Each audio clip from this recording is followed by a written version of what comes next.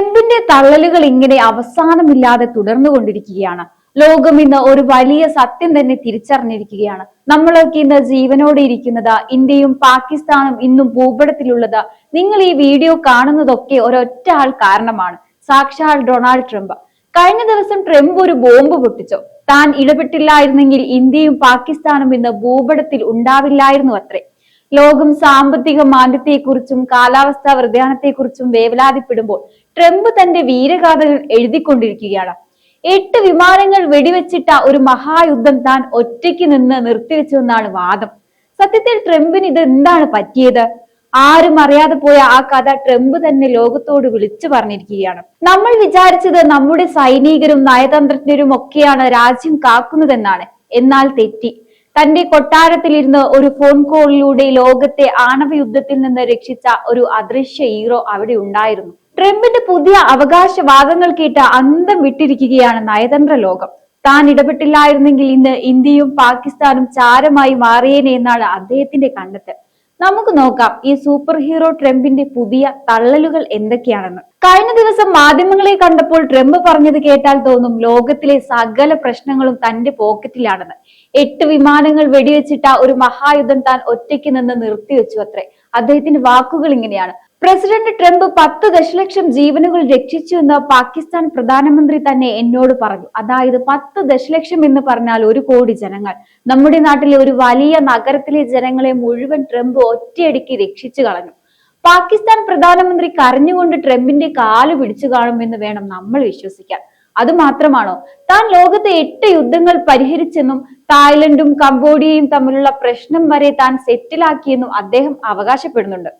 എല്ലാം വെറും 24 മണിക്കൂറിനുള്ളിൽ. ഇതൊക്കെ കേൾക്കുമ്പോൾ നമ്മുടെ നാട്ടിലെ പണ്ട് കവലകളിൽ ഇരുന്ന് തള്ളുന്ന കാരണവന്മാർ പോലും തോറ്റുപോകും. യഥാർത്ഥത്തിൽ എന്താണ് അവിടെ സംഭവിച്ചത്? ഇന്ത്യ ഓപ്പറേഷൻ സിന്ദൂർ എന്ന് പേരിട്ട ആ നീക്കത്തിന് പിന്നാലെ അതിർത്തിയിൽ കടുത്ത സംഘർഷം നിലനിന്നിരുന്നു. 4 ദിവസം നീണ്ട ഏറ്റുമുട്ടൽ. പക്ഷേ ട്രംപ് പറയുന്നത് താൻ ഇന്ത്യയെയും പാകിസ്ഥാനെയും വ്യാപാര താരിഫുകൾ കാണിച്ച് പേടിപ്പിച്ചു എന്നാണ്. അതായത് നിങ്ങൾ യുദ്ധം നിർത്തിയില്ലെങ്കിൽ ഞാൻ നിങ്ങളുടെ സാധനങ്ങൾക്ക് നികുതി കൂട്ടുമെന്ന് പറഞ്ഞപ്പോൾ 2 രാജ്യങ്ങളും പേടിച്ചു വിറച്ച് തോക്കുകൾ താഴെ വെച്ചു അത്രേ. ഭാരതത്തിന്റെ പരമാധികാരത്തെയും സൈനിക കരുത്തിനെയും ഇത്രയധികം പരിഹസിച്ച മറ്റൊരു പ്രസ്താവന അടുത്ത കാലത്ത് ഉണ്ടായിട്ടില്ല.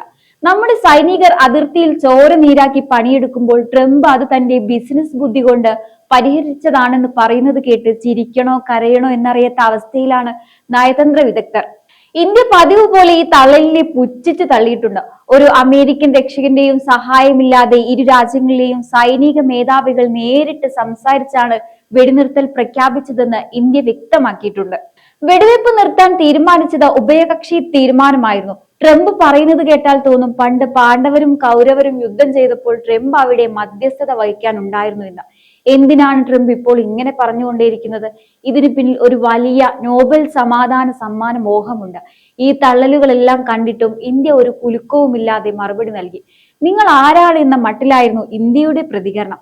ഇന്ത്യയും പാകിസ്ഥാനും തമ്മിലുള്ള പ്രശ്നത്തിൽ ഒരു 3ാം കക്ഷിക്കും സ്ഥാനമില്ലെന്ന് ഭാരതം വ്യക്തമാക്കിയതോടെ ട്രംപിന്റെ നോബൽ മോഹം വെള്ളത്തിലായി. ലോകത്ത് എവിടെ യുദ്ധം നടന്നാലും ട്രംപ് പറയും എനിക്ക് 24 മണിക്കൂർ മതിയെന്ന്. ഇത്രയും കാലം ഐക്യരാഷ്ട്രസഭയും ലോക നേതാക്കളും വെറുതെ ഇരിക്കുകയായിരുന്നു എന്നാണ് പുള്ളി പറയുന്നത്. സ്വിച്ചിട്ടാൽ ലൈറ്റ് കത്തുന്ന പോലെ യുദ്ധം നിർത്താൻ ട്രംപിന്റെ കയ്യിൽ ഏതോ രഹസ്യ റിമോട്ട് ഉണ്ടെന്ന് തോന്നുന്നു. പക്ഷേ ആ റിമോട്ടിന്റെ ബാറ്ററി യുക്രൈനിൽ എത്തുമ്പോൾ മാത്രം തീർന്നു പോകും. 1 കോടി ജനങ്ങളെ രക്ഷിച്ചു എന്ന് പറയുന്ന ട്രംപ് അതെങ്ങനെയാണ് കണക്ക് കൂട്ടിയത്? വല്ല ലോട്ടറി മെഷീനും വെച്ച് എടുത്തതാണോ? ഇന്ത്യയിലെയും പാകിസ്ഥാനിലെയും ജനസംഖ്യ വെച്ച് നോക്കിയാൽ ട്രംപിന് അത് വെറും ചില്ലറ സംഖ്യയാണ്. അടുത്ത തവണ ട്രംപ് പറയും ഞാൻ വന്നില്ലായിരുന്നെങ്കിൽ ഭൂമി തന്നെ ഇല്ലായിരുന്നു എന്ന്. ട്രംപിനൊരു നോബൽ സമ്മാനം കൊടുത്തില്ലെങ്കിൽ ട്രംപ് തന്നെ അത് വീട്ടിലിരുന്ന് സ്വർണ്ണ പെയിന്റ് അടിച്ചുണ്ടാക്കി എടുക്കുമെന്നാണ് തോന്നുന്നത്. ഇന്ത്യൻ സൈനികർ അതിർത്തിയിൽ തോക്കുമായി നിൽക്കുമ്പോൾ ട്രംപ് ഫോണിലൂടെ പറയുകയാണ് നിങ്ങൾ യുദ്ധം നിർത്തിയില്ലെങ്കിൽ നിങ്ങളുടെ രാജ്യത്തിന് ഞാൻ നികുതി കൂട്ടുമെന്ന്. ഇത് കേട്ട ഉടനെ ഇന്ത്യൻ സൈന്യം പേടിച്ച് തോക്ക് താഴെ വെച്ചു എന്നാണ് ട്രംപ് വിശ്വസിക്കുന്നത്.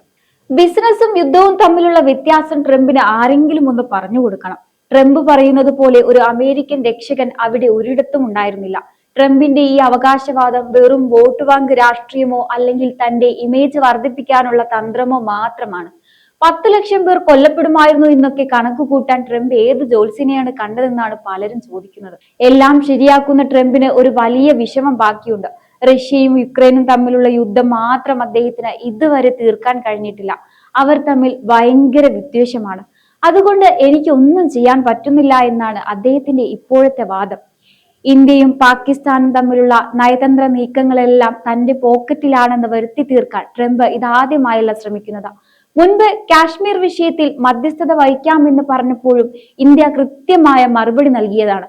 ലോകത്തെ എല്ലാ പ്രശ്നങ്ങളും തന്റെ ഒരു ഫോൺ കോളിൽ നിൽക്കുമെന്ന ട്രംപിന്റെ ഈ അമിത ആത്മവിശ്വാസം സത്യത്തിൽ ഒരു വലിയ തമാശയായി മാറിക്കഴിഞ്ഞു. അപ്പോൾ നമ്മൾ കണ്ടു കഴിഞ്ഞു, ലോകം മുഴുവൻ തന്റെ ഉള്ളം കൈയിലാണെന്ന് വിശ്വസിക്കുന്ന ഒരു മനുഷ്യന്റെ വിചിത്രമായ അവകാശവാദങ്ങൾ.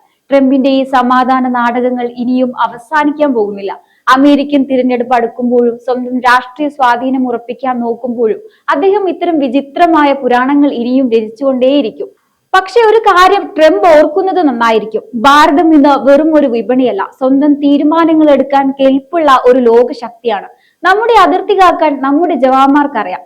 അതിന് വൈറ്റ് ഹൗസിൽ നിന്നുള്ള ഒരു ഫോൺ കോളോ 350% നികുതി ഭീഷണിയോ ഒന്നും ആവശ്യമില്ല എന്ന് ഇന്ത്യ പലതവണ തെളിയിച്ചതാണ്.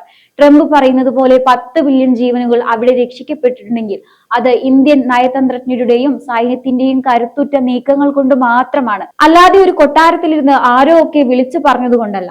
സത്യത്തിൽ ട്രംപിന്റെ ഈ നോബൽ സമ്മാന മോഹം കണ്ട് ലോകം ചിരിക്കുകയാണ്.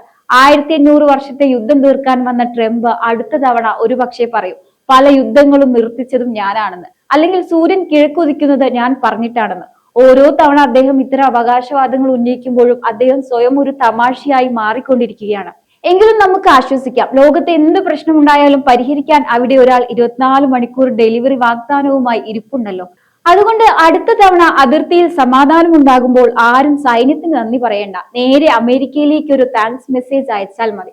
കാരണം നമ്മളെ രക്ഷിക്കാൻ അവിടെ ഒരാൾ ഇരിപ്പുണ്ട്. ട്രംപിനൊരു നോബൽ സമ്മാനം കൊടുത്ത് ഈ തള്ളലുകൾക്ക് ഒരു അറുതി വരുത്തേണ്ടതാണോ? അതോ ഇന്ത്യയുടെ വിദേശകാര്യ മന്ത്രാലയം പറയുന്നത് പോലെ ഇതൊരു വിശ്വ തള്ളലായി കണ്ട് നമ്മൾ പുച്ഛിച്ച് തള്ളണോ? എന്തായാലും ഈ ഒരു വിഷയത്തെക്കുറിച്ചുള്ള നിങ്ങളുടെ അഭിപ്രായങ്ങൾ കമന്റ് ബോക്സിൽ രേഖപ്പെടുത്തുക.